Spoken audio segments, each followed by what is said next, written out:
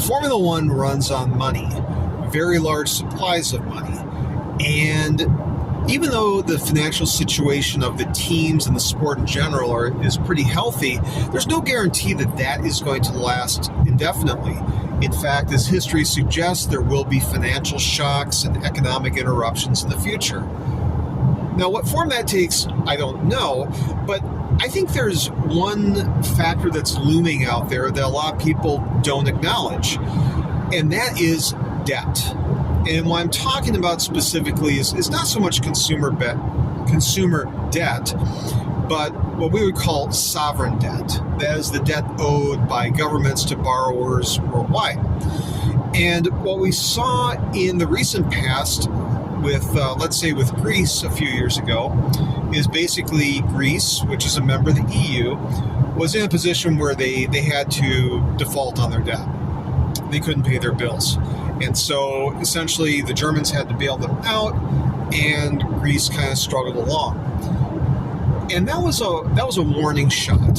In some circles, people talk about the pigs being Portugal, Italy, Ireland, Greece, and Spain. And those countries are heavily borrowed and were exposed during the 2008 subprime crisis. All right, so that's one example of debt that's been incurred by governments, where essentially they took on too much debt, they weren't able to pay it off, and there was either write-downs or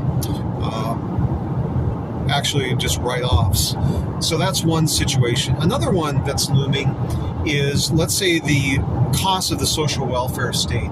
In the United States, we currently have a debt of, just between friends, let's call it $35 to $36 trillion. That's trillion with a T.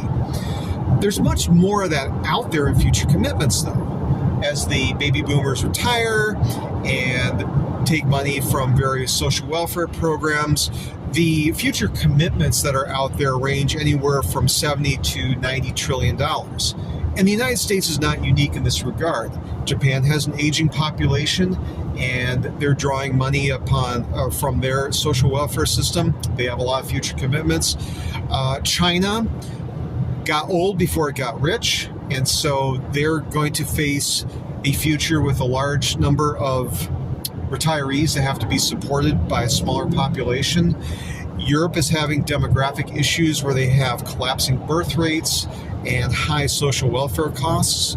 And so the theme that underlies all this is there's a lot of debt that countries have had to incur to pay for their commitments, both current and future.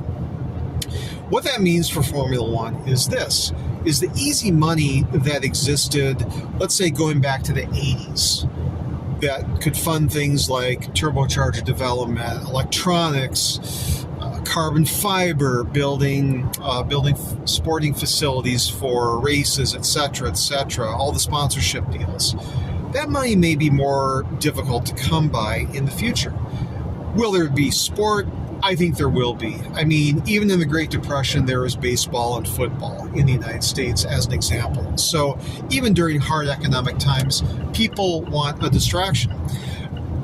What that could mean for Formula One, though, is becoming a simpler and smaller sport. The advanced turbo hybrid engines and energy recovery systems, etc., will probably go by the wayside in favor of simpler, normally aspirated engines. In terms of the number of races, it would probably mean fewer races, mostly in Europe, and the other ones would probably just be in the Americas, where transportation costs wouldn't be as onerous as flying to the Middle East or East Asia. So these are all possibilities. Now, it's not inevitable that this debt crisis will explode in one pop. There may be an orderly reordering of debts. Who knows?